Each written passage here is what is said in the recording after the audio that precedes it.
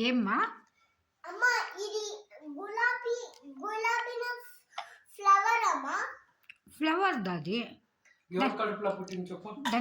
దాని పేరు గులాబీ. గులాబ్ చూడు దీని పేరు గులాబీ పప్పా మీకు అర్థమే అయ్యేది గులాబీ దీని పేరు వేరే కథల గులాబీ గులాబీ కాదు ఆ ఫ్లవర్ దీని చెప్పు గులాబీ మన కథల గులాబీ వాళ్ళ కథల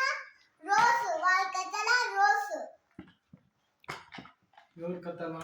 వాళ్ళ కథల అదో ఆ జనాల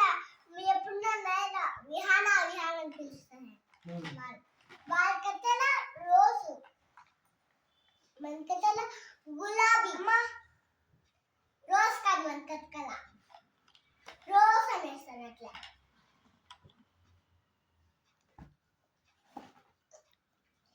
ఈ రోజ్ గులాబీదమ్మా గులాబీ మరి పప్ప రోజ్ అని చెప్తా ఉంటారు ఇంగ్లీష్లో రోజ్.